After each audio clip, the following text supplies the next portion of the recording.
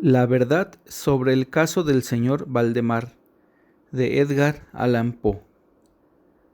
De ninguna manera me parece sorprendente que el extraordinario caso del señor Valdemar haya provocado tantas discusiones. Hubiera sido un milagro que ocurriera lo contrario, especialmente en tales circunstancias.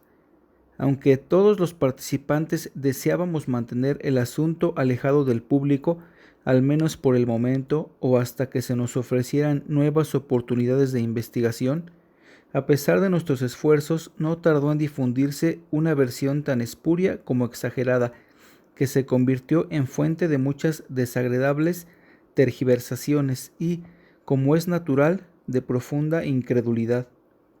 El momento ha llegado de que yo dé a conocer los hechos, en la medida en que me es posible comprenderlos. Helos aquí sucintamente. Durante los últimos años, el estudio del hipnotismo había atraído repetidamente mi atención. Hace unos 9 meses se me ocurrió súbitamente que en la serie de experimentos efectuados hasta ahora existía una omisión tan curiosa como inexplicable. Jamás se había hipnotizado a nadie in articulo mortis. Quedaba por verse si, en primer lugar, un paciente en esas condiciones sería susceptible de influencia magnética. Segundo, en caso de que lo fuera, si su estado aumentaría o disminuiría dicha susceptibilidad. Y tercero, hasta qué punto o por cuánto tiempo el proceso hipnótico sería capaz de detener la intrusión de la muerte. Quedaban por aclarar otros puntos, pero estos eran los que más excitaban mi curiosidad, sobre todo el último, dada la inmensa importancia que podían tener sus consecuencias. Pensando si entre mis relaciones habría algún sujeto que me permitiera verificar esos puntos, me acordé de mi amigo Ernest Valdemar, renombrado compilador de la Biblioteca Forensica y autor, bajo el nom de plume de Isaac Marx, de las versiones polacas de Wallenstein y Gargantúa. El señor Valdemar, residente desde 1839 en Harlem, Nueva York, es o era especialmente notable por su extraordinaria delgadez, tanto que sus extremidades inferiores se parecían mucho a las de John Randolph, y también por la blancura de sus patillas, en violento contraste con sus cabellos negros, lo cual llevaba a suponer con frecuencia que usaba peluca. Tenía un temperamento muy nervioso, que le convertía en buen sujeto para experiencias hipnóticas. 2 o 3 veces le había adormecido sin gran trabajo, pero me decepcionó no alcanzar otros resultados que su especial constitución me había hecho prever. Su voluntad no quedaba nunca bajo mi entero dominio y, por lo que respecta a la clarividencia, no se podía confiar en nada de lo que había conseguido con él. Atribuía yo aquellos fracasos al mal estado de salud de mi amigo. Unos meses antes de trabar relación con él, los médicos le habían declarado tuberculoso. El señor Valdemar acostumbraba referirse con toda calma a su próximo fin, como algo que no cabe ni evitar ni lamentar. Cuando las ideas a que he aludido se me ocurrieron por primera vez, lo más natural fue que acudiese a Valdemar. Demasiado bien conocía la serena filosofía de mi amigo para temer algún escrúpulo de su parte. Por lo demás, no tenía parientes en América que pudieran intervenir para oponerse. Le hablé francamente del asunto y, para mi sorpresa, noté que se interesaba vivamente. Digo para mi sorpresa, pues si bien hasta entonces se había presentado libremente a mis experimentos, jamás demostró el menor interés por lo que yo hacía. Su enfermedad era de las que permiten un cálculo preciso sobre el momento en que sobrevendrá la muerte. Convivimos, pues, en que me mandaría llamar 24 horas antes del momento fijado por sus médicos para su fallecimiento. Hace más de 7 meses que recibí la siguiente nota de puño y letra de Valdemar. Estimado, ya puede usted venir. Coinciden en que no pasaré de mañana a medianoche, y me parece que han calculado el tiempo con mucha exactitud. Valdemar. Recibí el billete media hora después de escrito, y 15 minutos más tarde estaba en el dormitorio del moribundo. No le había visto en los últimos 10 días y me aterró la espantosa alteración que se había producido en tan breve intervalo. Su rostro tenía un color plomizo. No había el menor brillo en los ojos y tan terrible era su delgadez que la piel se había abierto en los pómulos. Expectoraba continuamente y el pulso era casi imperceptible. Conservaba no obstante una notable claridad mental y cierta fuerza. Me habló con toda claridad. Tomó algunos calmantes sin ayuda ajena y, en el momento de entrar en su habitación, le encontré escribiendo unas notas en una libreta. Se mantenía sentado en el lecho con ayuda de varias almohadas y estaban a su lado los doctores. Luego de estrechar la mano de Valdemar, llevé aparte a los médicos y les pedí que me explicaran detalladamente el estado del enfermo. Desde hacía 18 meses, el pulmón izquierdo se hallaba en un estado semióseo o cartilaginoso y, como es natural, no funcionaba en absoluto. En su porción superior el pulmón derecho aparecía parcialmente osificado, mientras la inferior era tan solo una masa de tubérculos purulentos que se confundían unos con otros. Existían varias dilatadas perforaciones y en un punto se había producido una adherencia permanente a las costillas. Todos estos fenómenos del lóbulo derecho eran de fecha reciente. La osificación se había operado con insólita rapidez, ya que un mes antes no existían señales de la misma y la adherencia solo había sido comprobable en los últimos 3 días. Aparte de la tuberculosis, los médicos sospechaban una aneurisma de la aorta, pero los síntomas de osificación volvían sumamente difícil un diagnóstico. Ambos facultativos opinaban que Valdemar moriría hacia la medianoche del día siguiente, un domingo. Eran ahora las 7 de la tarde del sábado. Al abandonar la cabecera del moribundo para conversar conmigo, los doctores se habían despedido definitivamente de él. No era su intención volver a verle, pero, a mi pedido, convinieron en examinar al paciente a las 10 de la noche del día siguiente. Una vez que se fueron, hablé francamente con Valdemar sobre su próximo fin y me referí en detalle al experimento que le había propuesto. Nuevamente se mostró dispuesto e incluso ansioso por llevarlo a cabo, y me pidió que comenzara de inmediato.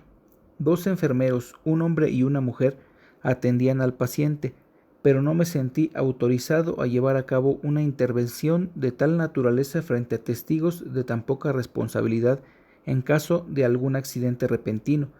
Aplacé, por tanto, el experimento hasta las 8 de la noche del día siguiente, cuando la llegada de un estudiante de medicina de mi conocimiento, el señor Teodoro L., me libró de toda preocupación. Mi intención inicial había sido la de esperar a los médicos, pero me vi obligado a proceder, primeramente por los urgentes pedidos de Valdemar y luego por mi propia convicción de que no había un minuto que perder, ya que con toda evidencia el fin se acercaba rápidamente. El señor L. tuvo la amabilidad de acceder a mi pedido, así como de tomar nota de todo lo que ocurriera. Lo que voy a relatar ahora procede de sus apuntes, ya sea en forma condensada o verbatim. Faltaban 5 minutos para las 8 cuando, después de tomar la mano de Valdemar, le pedí que manifestara con toda la claridad posible, en presencia de L., que estaba dispuesto a que yo le hipnotizara en el estado en que se encontraba. Débil, pero distintamente, el enfermo respondió: sí, quiero ser hipnotizado, agregando de inmediato: me temo que sea demasiado tarde. Mientras así decía, empecé a efectuar los pases que en las ocasiones anteriores habían sido más efectivos con él. Sentía indudablemente la influencia del primer movimiento lateral de mi mano por su frente, pero aunque empleé todos mis poderes, me fue imposible lograr otros efectos hasta que algunos minutos después de las 10, cuando llegaron los doctores, tal como lo habían prometido. En pocas palabras les expliqué cuál era mi intención y, como no opusieron inconveniente, considerando que el enfermo se hallaba ya en agonía, continué sin vacilar, cambiando, sin embargo, los pasos laterales por otros verticales y concentrando mi mirada en el ojo derecho del sujeto. A esta altura su pulso era imperceptible y respiraba entre estertores a intervalos de medio minuto. Esta situación se mantuvo sin variantes durante un cuarto de hora. Al expirar este periodo, sin embargo, un suspiro perfectamente natural, aunque muy profundo, escapó del pecho del moribundo, mientras cesaba la respiración estertorosa, o mejor dicho, dejaban de percibirse los estertores. En cuanto a los intervalos de la respiración, siguieron siendo los mismos. Las extremidades del paciente estaban heladas. A las 11:05 advertí inequívocas señales de influencia hipnótica. La vidriosa mirada de los ojos fue reemplazada por esa expresión de intranquilo examen interior que jamás se ve sino en casos de hipnotismo, y sobre la cual no cabe engañarse. Mediante unos rápidos pases laterales hice palpitar los párpados como al acercarse el sueño, y con unos pocos más los cerré por completo. No bastaba esto para satisfacerme, sin embargo, sino que continué vigorosamente mis manipulaciones, poniendo en ellas toda mi voluntad, hasta que hube logrado de completa rigidez de los miembros del durmiente, a quien previamente había colocado en la posición que me pareció más cómoda. Las piernas estaban completamente estiradas, los brazos reposaban en el lecho, a corta distancia de los flancos. La cabeza había sido ligeramente levantada. Al dar esto por terminado era ya medianoche y pedí a los presentes que examinaran el estado de Valdemar. Luego de unas pocas verificaciones, admitieron que se encontraba en un estado insólitamente perfecto de trance hipnótico. La curiosidad de ambos médicos se había despertado en sumo grado. El doctor D decidió pasar toda la noche a la cabecera del paciente, mientras el doctor F se marchaba con promesa de volver por la mañana temprano. L y los enfermeros se quedaron. Dejamos a Valdemar en completa tranquilidad hasta las 3 de la madrugada, hora en que me acerqué y vi que seguía en el mismo estado que al marcharse el doctor F. Vale decir, yacía en la misma posición y su pulso era imperceptible. Respiraba sin esfuerzo, aunque casi no se advertía su aliento, salvo que se aplicara un espejo a los labios. Los ojos estaban cerrados con naturalidad y las piernas tan rígidas y frías como si fueran de mármol. No obstante ello, la apariencia general distaba mucho de la de la muerte.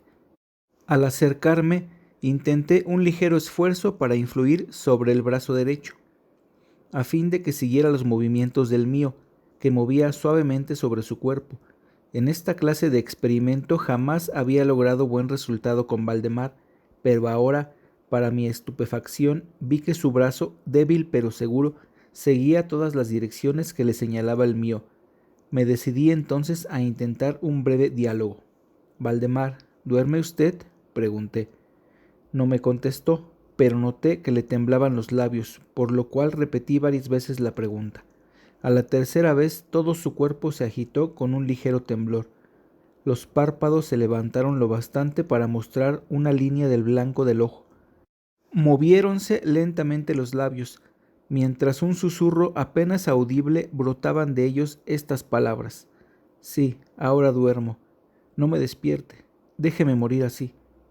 Palpé los miembros, encontrándolos tan rígidos como antes. Volví a interrogar al hipnotizado. «¿Sigue sintiendo dolor en el pecho, Valdemar?». La respuesta tardó un momento y fue aún menos audible que la anterior. «No sufro. Me estoy muriendo».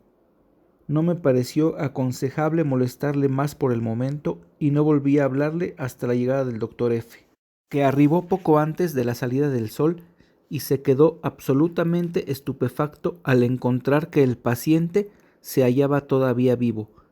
Luego de tomarle el pulso y acercar un espejo a sus labios, me pidió que le hablara otra vez, a lo cual accedí. «Valdemar», dije, «¿sigue usted durmiendo?».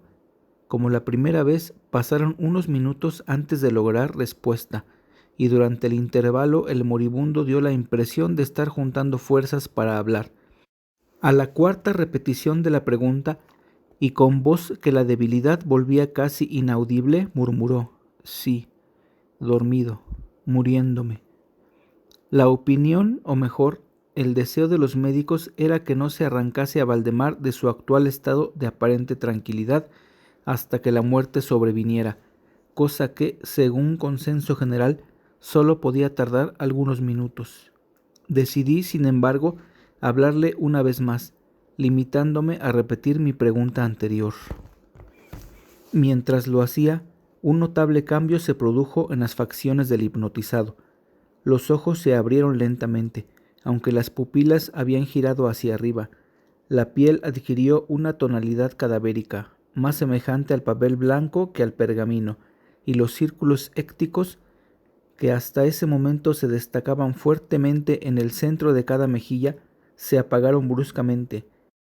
Empleo estas palabras porque lo instantáneo de su desaparición trajo a mi memoria la imagen de una bujía que se apaga de un soplo. Al mismo tiempo, el labio superior se replegó, dejando al descubierto los dientes que antes cubría completamente, mientras la mandíbula inferior caía con un sacudimiento que todos oímos, dejando la boca abierta de par en par y revelando una lengua hinchada y ennegrecida. Supongo que todos los presentes estaban acostumbrados a los horrores de un lecho de muerte, pero la apariencia de Valdemar era tan espantosa en aquel instante que se produjo un movimiento general de retroceso. Comprendo que he llegado ahora a un punto de mi relato en el que el lector se sentirá movido a una absoluta incredulidad.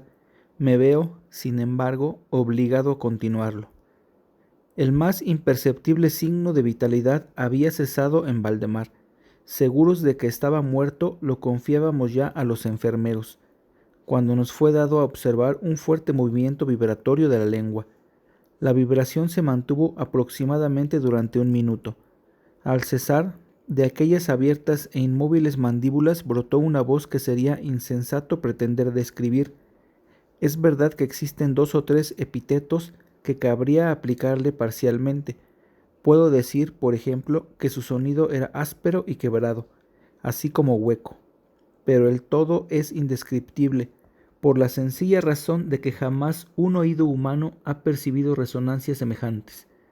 2 características, sin embargo, según lo pensé en el momento y lo sigo pensando, pueden ser señaladas como propias de aquel sonido y dar alguna idea de su calidad extraterrena. En primer término, la voz parecía llegar a nuestros oídos, por lo menos a los míos, desde larga distancia o desde una caverna en la profundidad de la tierra. Segundo, me produjo la misma sensación. Temo que me resultará imposible hacerme entender que las materias gelatinosas y viscosas producen en el sentido del tacto. He hablado al mismo tiempo de sonido y de voz. Quiero decir que el sonido consistía en un silbaceo clarísimo, de una claridad incluso asombrosa y aterradora. El señor Valdemar hablaba, y era evidente que estaba contestando a la interrogación formulada por mí unos minutos antes. Como se recordará, le había preguntado si seguía durmiendo y ahora escuché. Sí, no, estuve durmiendo y ahora estoy muerto. Ninguno de los presentes pretendió siquiera negar ni reprimir el inexpresable, estremecedor espanto que aquellas pocas palabras así pronunciadas tenían que producir. El estudiante cayó desvanecido. Los enfermeros escaparon del aposento y fue imposible convencerlos de que volvieran. Por mi parte, no trataré de comunicar mis propias impresiones al lector. Durante una hora, silenciosos, sin pronunciar una palabra, nos esforzamos por reanimar a él. Cuando volvió en sí, pudimos dedicarnos a examinar el estado de Valdemar. Seguía en todo sentido como lo he descrito antes, salvo que el espejo no proporcionaba ya pruebas de su respiración. Fue inútil que tratáramos de sangrarlo en el brazo. Debo agregar que éste no obedecía ya a mi voluntad. En vano me esforcé por hacerle seguir la dirección de mi mano. La única señal de la influencia hipnótica la constituía ahora el movimiento vibratorio de la lengua cada vez que volvía a hacer una pregunta a Valdemar. Se diría que trataba de contestar, pero que carecía ya de voluntad suficiente. Permanecía insensible a toda pregunta que le formulara cualquiera que no fuese yo, aunque me esforcé por poner a cada uno de los presentes en relación hipnótica con el paciente. Creo que con esto he señalado todo lo necesario para que se comprenda cuál era la condición del hipnotizado en ese momento. Se llamó a nuevos enfermeros, y a las 10 de la mañana abandoné la morada en compañía de ambos médicos y de él. Volvimos por la tarde a ver al paciente. Su estado seguía siendo el mismo. Discutimos un rato sobre la conveniencia y posibilidad de despertarlo, pero poco nos costó llegar a la conclusión de que nada bueno se conseguiría con eso. Resultaba evidente que hasta ahora la muerte, o eso que de costumbre se denomina muerte, había sido detenida por el proceso hipnótico. Parecía claro que, si despertábamos a Valdemar, lo único que lograríamos sería su inmediato o por lo menos su rápido fallecimiento. Desde este momento hasta fines de la semana pasada, vale decir casi 7 meses, continuamos acudiendo diariamente a casa de Valdemar, acompañados una y otra vez por médicos y otros amigos. Durante todo este tiempo el hipnotizado se mantuvo exactamente como lo he descrito. Los enfermeros le atendían continuamente. Por fin, el viernes pasado resolvimos hacer el experimento de despertarlo o tratar de despertarlo. Probablemente el lamentable resultado del mismo es el que ha dado lugar a tanta discusión en los círculos privados y a una opinión pública que no puedo dejar de considerar como injustificada. A efectos de librar del trance hipnótico al paciente, acudí a los pases habituales. De entrada resultaron infructuosos. La primera indicación de un retorno a la vida la proporcionó el descenso parcial del iris. Como detalle notable se observó que este descenso de la pupila iba acompañado de un abundante flujo de icor amarillento, procedente de abajo de los párpados, que despedía un olor penetrante y fétido. Alguien me sugirió que tratara de influir sobre el brazo del paciente, como al comienzo. Lo intenté sin resultado. Entonces el doctor F. expresó su deseo de que interrogara al paciente. Así lo hice con las siguientes palabras: «Señor Valdemar, ¿puede explicaros lo que siente y lo que desea?». Instantáneamente reaparecieron los círculos écticos en las mejillas. La lengua tembló, o mejor dicho, rodó violentamente en la boca, aunque las mandíbulas y los labios siguieron rígidos como antes, y entonces resonó aquella horrenda voz que he tratado ya de describir. «Por amor de Dios, pronto, pronto, hágame dormir, o despiérteme, pronto, despiérteme. Le digo que estoy muerto». Perdí por completo la serenidad y, durante un momento, me quedé sin saber qué hacer. Por fin intenté calmar otra vez al paciente, pero al fracasar, debido a la total suspensión de la voluntad, cambié el procedimiento y luché con todas mis fuerzas para despertarlo. Pronto me di cuenta de que lo lograría, o por lo menos así me lo imaginé, y estoy seguro de que todos los asistentes se hallaban preparados para ver despertar al paciente. Pero lo que realmente ocurrió fue algo para lo cual ningún ser humano podía estar preparado. Mientras ejecutaba rápidamente los pases hipnóticos, entre los clamores de «¡Muerto! ¡Muerto!», que literalmente explotaban desde la lengua y no desde los labios del sufriente, bruscamente todo su cuerpo, en el espacio de un minuto o aún menos, se encogió, se deshizo, se pudrió entre mis manos. Sobre el lecho, ante todos los presentes, no quedó más que una masa casi líquida de repugnante, de abominable putrefacción. Fin. Muchas gracias por escuchar el audiolibro. Compartan, denle like y suscríbanse. Si quieren escuchar alguno en particular, déjenlo en los comentarios. Muchas gracias y hasta la próxima.